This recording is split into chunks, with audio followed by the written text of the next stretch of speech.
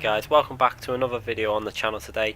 Today we're going to be looking at my second race on iRacing. I've started obviously the career on iRacing. I got myself to D license, which is fairly simple and straightforward. It's just a case of, I think I did it in 4 or 5 races. But this was race 2, starting from pole position, and it was a fairly easy race, but just want to talk about iRacing, why this plays in the background. Just going to play the first few laps and then we'll just go to the last lap. But I just want to talk about it and what's going to be coming to the channel from this game. So obviously we're going to go through a journey on this game, going through all the licenses, and I'm going to try and give you guys as much of the races as I can. At the moment I haven't gone into setups really. I've altered very few basic things like tyre pressures and cambers. I haven't altered anything else really. I've always preferred to do it that way. Did it the same on a set of course. I got used to the game, get used to the handling of the cars. Don't mess with too much to start with. Learn the tracks. These are all new tracks. I think this was only probably about my 15th to 20th lap on the track. I'd done like a practice session, then did a first race which was a disaster. On my first ever race in iRacing was a disaster. I qualified second and I jumped the start. I didn't realise the way the traffic lights came on, and I just jumped to start and panicked a bit. Didn't realise it would do it like that, and I had to do a drive-through, and then I just came out. I finished. I didn't finish last still, but I was in a stop-go penalty for about, I think it was about a minute. But this game, I really enjoyed how they do this game. The penalty system, although it's good, there is some issues with it. Particularly driving this car on some of the tighter tracks, if you get hit from behind, you get penalty points from getting hit from behind. I don't really understand that.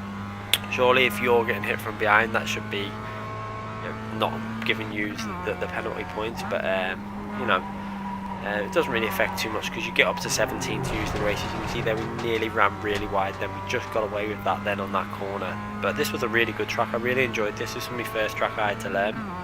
At the moment I can't really drive anything exciting, and the cost of buying stuff is just a little bit too high really. You're looking at, I think one of the team members for our team, just worked out how much it costs to buy all the content, and for all the tracks and every car in the game with a 30% discount which you get on the store, it costs you nearly $1,000, or in fact more than $1,000, which is just, even if I wanted to buy one GT3 car and say 5 or 6 tracks, we're going to be looking at around £70 to £100, maybe about £70–80, something like that, and that would just be for one GT3 car and 4 or 5 tracks, because each car is around £11, something like that, and every track is around $11 to $15, sorry, $11 to $15 back dollars and $11, but it works out about £9–10 when you do it at the exchange rate, and the add-on charges that you get for tax and so on. So it's not the cheapest game, but hopefully I'll get some of the content purchased by our esports team, and I can start getting you some GT3 races eventually. That's the class I think I'm going to try and concentrate on for this game. It's going to be probably the best car suited for myself. It's going to be a tough battle though to get to the top licenses on this game. I can't explain how high the competition is on this game. It is not like any other game I've ever played. These are real racers, these are sim racers, real racing people who practice on this game. And I've started to get come up against now, later on now. I'm now obviously D class license, but I've been racing in this Mazda Cup that's going on week 13. I don't know whether there's I think there's like 7 or 9 divisions. There's like obviously Division 9 going down to Division 1, which is the top division. But whenever I'm going online now, I don't know if it's because I've been performing well early on and I've been doing quite reasonable lap times, but every lobby I go into I seem to be racing against Division 1 and 2 races in every race pretty much. I'm never racing any later division drivers, so it makes me think I'm racing quite good people on the game. I'm not obviously racing the best there is, and this car isn't the best car for myself purely because the clutch, you need to use the clutch, and I can't be bothered to move all my pedals around constantly from game to game because they're all zip tied in and everything, and it means getting the shifter out and setting it all up, and then I'd have to keep changing it every time I'm on a set or course, and I don't want to do that. So we've got auto clutch on at the moment, which according to I've seen some PRL guys talking, and they were saying it's worth about 4 tenths to 5 tenths of a second on some tracks. So it's gonna, you can see it in the straight line as well when you're changing gear. Some cars just kept like biting faster than mine and pulling away slightly, but also obviously the fact we're not using setups. But I'm getting close to some very good drivers. I've seen some very fast drivers that I've known of, I've heard of, and to be within 5-6 tenths of their times when we've got auto clutch on and we're not using a setup, it's promising. And then hopefully when we get to the GT3 cars, which they won't need an auto clutch because these cars don't have a clutch, it's all about paddle shifting, so there's going to be no advantage to be gained from having that on. So it could be interesting when we get to there and I can delve into the setups and start learning the setups more. But I've had some absolutely amazing races on this game so far. As we take the win there, that was our second race in the game. We took the win, and we got to D-class quite fast, and then it started getting a lot harder. That's what I'm going to say. I mean, in qualifying, I've had qualifying sessions with the top 12 separated by 4 or 5 tenths. It is just insanely close. I'll show you in a minute just the little clip of this. Wasn't even in a race that was as competitive as what I'm racing now.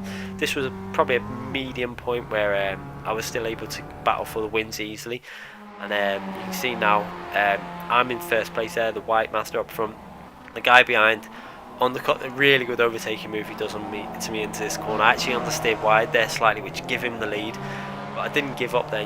This is the kind of battling that I've had so much of on this game. It's just constantly racing side by side. You can see I'm on the outside there. I'm not giving up the position.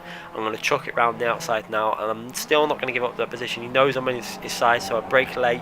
I stay on the inside of his car there. Now on the inside, getting the advantage for this corner. But it's a tighter line, so he's going to have a faster drag out of that corner. So now I'm on the outside for the next corner, but I'm going to brake extremely late. You'll see now I brake really late, going deep into the corner, and I try and get on the power as early as I can to get a good pull out that corner. The back end goes, and I'm getting back into his slipstream. But the battle didn't end there, and it's the battles like that. I've just had so many of them battles on this game. I can't describe how many. It's like every race you're having battles like that. And there was a stage, I think it was on Saturday, a few days ago before this, obviously, 2 days before I recorded this, where I was just getting hit and rammed, and it was a bad stage of the game.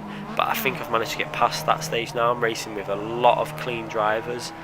I think that's mainly because I'm racing now Division 1 and 2 drivers. I'm guessing that means they're higher quality, and it's so hard to just race these guys. You make one mistake and you punish with 4 positions, losing 4 positions. It's going to be a tough learning curve, but I think I'm doing okay at this stage. I've only played the game for 2 or 3 days, if that, and I'm doing reasonably well.